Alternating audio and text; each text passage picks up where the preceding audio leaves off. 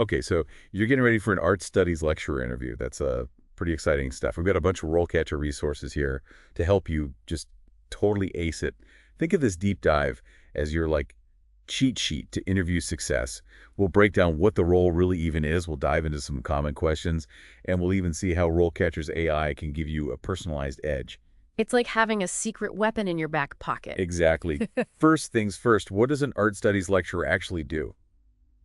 I feel like it's more than just lecturing. You know what I mean? Yeah, you're right. It is much more dynamic. You're not just teaching art. You're kind of guiding students with a solid art background, helping them go deeper, Right. into the academic side of things, like developing courses, prepping for lectures and exams, and even contributing to the field through research.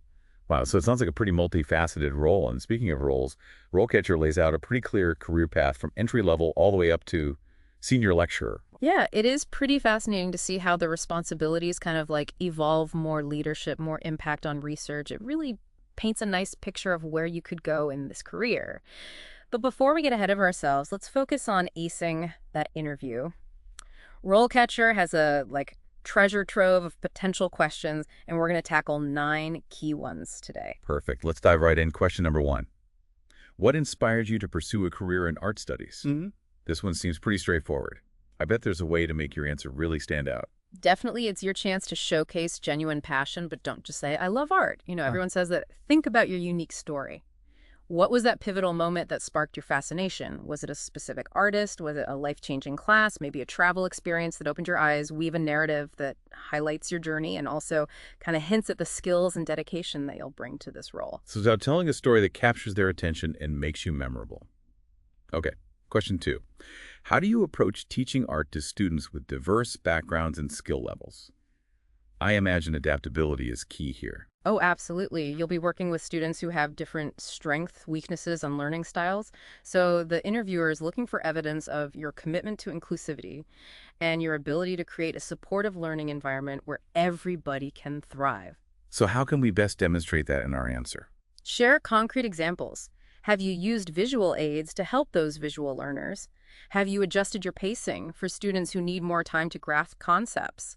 Have you provided tailored feedback that addresses individual needs? The key is to show how you value diversity and can create a classroom where everyone feels seen and supported. That makes a lot of sense. Yeah. All right, question three. How do you stay current with developments and trends in the art world? It's a fast-moving field, so I imagine staying on top of things is crucial. It's essential mention specific journals or publications that you read, conferences you attend, maybe artists and thought leaders that you follow online.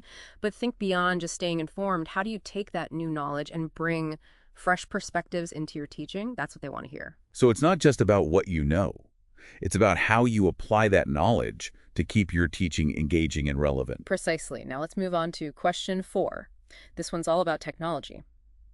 How do you incorporate technology into your teaching methods? We all know technology is transforming education, so this is where you can really showcase your tech savviness. I'm ready to show off my digital prowess. Oh. What are some examples we could share? Have you used online learning platforms to create interactive lessons or maybe design multimedia presentations? Have you incorporated virtual reality tools to create immersive experiences? Have you used digital archives, online museum tours to enhance your lectures? The key is demonstrating how technology enhances student engagement and learning outcomes, not just using it just because. It's about being purposeful with technology and using it as a tool to enrich the learning experience. Okay, question 5. How do you ensure that your lectures are accessible and inclusive to all students? This one really speaks to creating an equitable learning environment, right? Absolutely. Highlight your proactive approach to inclusivity. Do you offer materials in multiple formats for different learning styles? Are you mindful of your language choices so you don't exclude anyone? Have you made specific accommodations for students with disabilities? Sharing these concrete examples shows your commitment to ensuring everyone feels included and heard. It's about creating an environment where everyone can learn and thrive regardless of their background or their needs. Okay, let's move on to question 6. How do you encourage critical thinking and creativity in your students? I feel like this is where you get to showcase your teaching philosophy. It's a chance to shine, share specific examples of assignments or activities that encourage those skills. Have you used open-ended prompts that allow for multiple interpretations? Have you facilitated brainstorming sessions where students can bounce ideas off of each other? Maybe you've even designed projects that require some creative problem solving and encourage students to think outside the box. It's about fostering those aha moments and helping students develop their own unique voices. Exactly. Emphasize your belief that everyone has creative potential and your ability to guide students in discovering and developing those creative voices. Now, question 7 delves into collaboration. How do you encourage interdisciplinary learning and collaboration among your students? And I feel like this is particularly relevant in art studies because art doesn't exist in a vacuum. Right, it's influenced by so many other fields. So how can we showcase our approach to interdisciplinary learning? Think about past collaborations or projects that bridge the gap between art and other disciplines. Have you team taught a course with a professor from a different department, like history or literature, or maybe incorporated guest lectures from professionals in related fields, like museum curators, architects, even designing assignments that require students to research the intersection of art with another area of study can demonstrate your commitment to interdisciplinary learning. I'm also thinking about field trips. Taking students to museums, galleries, or even historical sites can provide that real-world context and inspire that kind of interdisciplinary thinking. That's a great example. It shows that you're going beyond that traditional classroom setting to create immersive learning experiences. All right, moving on to question 8, which focuses on assessment. How do you assess student learning and provide feedback? This one's all about showcasing our evaluation methods and feedback strategies. Remember, assessment goes beyond just grades. The interviewer wants to see that you're using a variety of methods to gauge student learning and provide meaningful feedback that encourages growth. So what are some alternative assessment methods we could highlight? We've already talked about portfolios and exhibitions. What else? Think about presentations where students can articulate their ideas and research findings or self-reflections, where they critically analyze their own work and identify their strengths and areas for growth. And don't forget about peer assessments. Encouraging students to give constructive feedback to one another can be a really powerful learning tool. And when it comes to feedback, I imagine being specific and actionable is crucial, right? Absolutely. Avoid those vague comments or focusing solely on grades. Instead, provide concrete examples, highlight specific areas for improvement, offer suggestions for how students can develop their skills further. Remember, feedback should be a dialogue, not a monologue. It's about being a guide and a mentor, not just an evaluator. All right, let's tackle the last question for this part of our deep dive, question 9. How do you incorporate diversity and social justice issues into your teaching? This one's so important. It demonstrates your awareness of contemporary issues and your commitment to fostering an inclusive learning environment. Share specific examples of how you've integrated these themes into your teaching. Have you revised your syllabus to include diverse artists and perspectives? Have you facilitated discussions on representation, cultural appropriation, or the role of art in social change? What about encouraging students to engage with art that addresses these issues maybe through their own creative work or through research projects?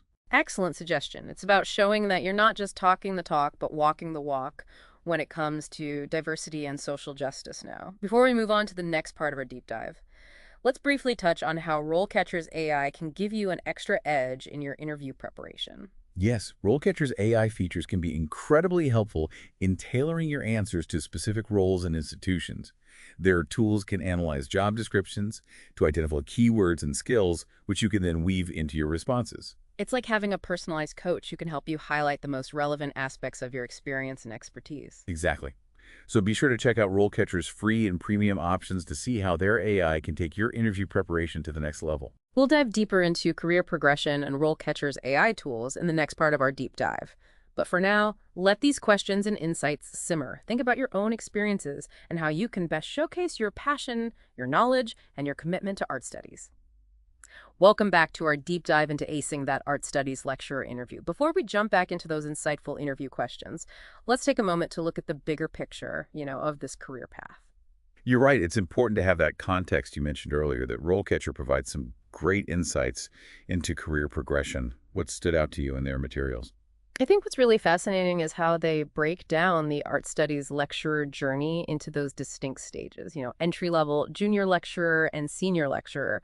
It's really helpful to kind of visualize that growth trajectory. So at the entry level, you're essentially getting your feet wet, assisting senior lecturers, and building a solid foundation in research, right? Exactly. You'd likely be grading papers, conducting research under the guidance of more, experienced faculty, maybe even contributing to course materials. It's all about gaining those practical skills and building your academic portfolio. Then as a junior lecturer, you start to take on more independent responsibilities. Precisely. You're developing and delivering your own lectures, designing your own courses, potentially even mentoring teaching assistants. It's a real step up in terms of leadership and ownership of your teaching. And finally, the senior lecturer role is like the pinnacle of the career path, where you're really a recognized leader in your field. You could say that at this stage, you're leading advanced courses, mentoring junior faculty, spearheading independent research projects, and likely publishing scholarly articles and even books. It's about becoming a thought leader and shaping the future of art studies. It's really inspiring to see that clear progression. Now, let's get back to those interview questions where we left off with fostering those essential skills of critical thinking and creativity in students. How can we approach this question in a way that really showcases our teaching philosophy? Remember, it's not enough to simply state that you value these skills. You need to bring them to life with specific examples from your teaching experience. Think back to assignments or activities that you've designed that encourage students to analyze, interpret, and create. So instead of saying, I encourage brainstorming, I could talk about a specific project where I had students collaboratively design a conceptual art installation based on a current social issue. Exactly. That paints a vivid picture and shows how you put those principles into practice. You could even talk about how you facilitate class discussions. Do you encourage open dialogue and debate? Do you challenge students to consider different perspectives and interpretations? What about incorporating critique or peer feedback into the process? This seems like a great way to develop those critical thinking skills. Absolutely. Mentioning specific techniques like structured peer review sessions or group critiques where students can give each other constructive feedback on their work, it really demonstrates your commitment to fostering those skills. It's about creating that safe and supportive space where students feel comfortable taking risks, challenging assumptions, and pushing those creative boundaries. Precisely. Now let's move on to question 7. How do you encourage interdisciplinary learning and collaboration among your students? This one's particularly relevant, as we've discussed, to art studies. Right, because art doesn't exist in a vacuum. It intersects with so many other fields, history, literature, sociology, even science and technology. So how can we effectively showcase our approach to interdisciplinary learning? Think about past collaborations or projects that bridge the gap between art and other disciplines. Have you team taught a course with a professor from a different department, say history or literature, or incorporated guest lectures from professionals in related fields like museum curators, architects, graphic designers? I once co-created a course with a music professor where students explored the interplay between visual art and music composition. That was really an enriching experience. That's fantastic. It shows a genuine commitment to interdisciplinary learning. And remember, even designing assignments that require students to research the intersection of art and another area of study can be a great way to demonstrate this. I also love the idea of incorporating field trips into the curriculum. Taking students to museums, art galleries, even historical sites can provide that real-world context and spark those interdisciplinary connections. Absolutely. It's about immersing students in those different worlds and encouraging them to see art through multiple lenses. Now let's move on to question 8, which focuses on assessment. How do you assess student learning and provide feedback? This one seems pretty straightforward, but I'm sure there are nuances we need to address. Remember, assessment isn't just about assigning grades. It's about understanding how students are learning and providing meaningful feedback that helps them grow. The interviewer wants to see that you're using a variety of methods to gauge student progress and provide that support. So what are some examples of alternative assessment methods we could highlight? We've already talked about portfolios and exhibitions. What else? Think about presentations where students can articulate their ideas and research findings in a more formal setting, or self-reflections where they can critically analyze their own work and identify their strengths and areas for growth. And don't forget about peer assessments. Encouraging students to provide constructive feedback to one another can be a really powerful learning tool. And when it comes to feedback, I imagine being specific and actionable is key, right? Absolutely. Avoid vague comments like good job or needs improvement. Instead, provide concrete examples of what the student did well, highlight specific areas for improvement, and offer suggestions for how they can develop their skills further. Remember, feedback should be a dialogue, not a monologue. It's about being a guide and a mentor, not just an evaluator. Now, let's tackle that last question about diversity and social justice. How do you incorporate diversity and social justice issues into your teaching? This one goes beyond simply acknowledging these issues. It's about demonstrating a genuine commitment to creating an inclusive and equitable learning environment. You're absolutely right. Start by sharing specific examples of how you've woven these themes into your curriculum. Have you revised your syllabus to include diverse artists and perspectives from various cultures, backgrounds, and identities? Have you facilitated discussions on representation, cultural appropriation, or the role of art in social change? I've found that incorporating contemporary art that directly addresses social justice issues can be incredibly impactful. It sparks those important conversations and encourages students to think critically about the world around them. That's a great point. And don't forget about encouraging students to engage with these issues through their own creative work or research projects. Giving them the space to explore these themes through art can be incredibly empowering. This has been so helpful. I feel much more prepared to approach these questions with confidence and thoughtfulness. But before we wrap up this part of our deep dive, let's circle back to RoleCatcher's AI tools and how they can help us fine-tune our interview responses. RoleCatcher offers some incredibly valuable features that can really take your preparation to the next level. Their AI can analyze job descriptions to highlight those keywords and skills, which you can then strategically weave into your answers. It's like having a personalized resume writer and interview coach all in one. Exactly. Their AI-powered interview practice feature is particularly helpful. You can practice answering common interview questions, record your responses, and then receive personalized feedback on your delivery, your content, even your body language. It's like having a virtual mock interview, but with the added benefit of AI analysis. That's fantastic. It's a powerful tool for honing your interview skills and boosting your confidence. We'll explore this more in the final part of our deep dive. Welcome back to the final part of our deep dive into preparing for that art studies lecturer interview. We've covered a lot of ground, from understanding the role itself to crafting, those thoughtful answers to common interview questions. Now, let's talk about some overall strategies that can really make you shine. What are your top tips for making a lasting impression on the interview panel? I think it's so important to approach the interview as a conversation, not an interrogation.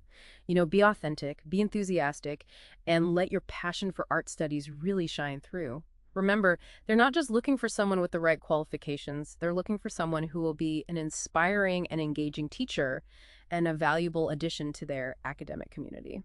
I love that it's about connecting with the interviewers on a human level and showing them who you are as an educator, and of course, showing that you're genuinely excited about the opportunity. Exactly. And don't underestimate the power of asking thoughtful questions. It shows your curiosity, your engagement, and it really demonstrates that you've taken the time to research the institution and the role. What are some good questions we could ask to show we've done our homework? You could inquire about the department's curriculum-specific research opportunities, or even the institution's vision for the future of art studies. Asking about professional development opportunities or mentorship programs for new faculty shows you're thinking long-term. The key is to ask questions that really give you a clearer picture of the role and help you envision yourself as part of their team. Great advice. Now, let's talk about something we haven't discussed yet, attire. What's the appropriate dress code for an academic interview? I know it can vary depending on the institution. It's always wise to err on the side of professionalism. A suit or a blazer with dress pants or a skirt is usually a safe bet, but it's also a good idea to research the institution's culture and try to dress accordingly. When in doubt, don't hesitate to reach out to the Human Resources Department or the Search Committee Chair for guidance. So it's about finding that balance between professionalism and aligning with the institution's specific norms. Precisely. And don't forget about those nonverbal cues. Make eye contact, offer a genuine smile, be mindful of your posture, speak clearly and confidently. These seemingly small things can make a big difference in how you're perceived. They can really elevate your overall presentation and help you project that confidence and competence. Absolutely. Now, before we wrap up, I want to emphasize one final point. Believe in yourself. You've worked hard to get to this point, and you have unique skills and experiences to offer. Let your passion, your knowledge, and your enthusiasm shine through, and you'll be well on your way to landing that dream art studies lecturer role. That's such a powerful message. It's all about embracing your journey, recognizing your strengths, and approaching the interview with confidence and authenticity. And remember, RoleCatcher's AI tools can be invaluable in fine-tuning your answers and getting that personalized feedback. Think of them as your secret weapon in the interview process. They can really give you that extra edge. Well, that concludes our deep dive into acing your art studies lecture interview. We've covered a lot of ground, from understanding the role to crafting those compelling responses to common interview questions. We've even explored how RoleCatcher's AI can help you personalize your preparation. Remember, Thorough preparation is key to success. Take the time to research the institution, practice your answers, and most importantly, believe in yourself. We wish you the best of luck in your interview. And remember, the journey of lifelong learning never truly ends. Embrace every opportunity to expand your knowledge, refine your skills, and pursue your passion for art studies. Until next time, keep diving deep and keep exploring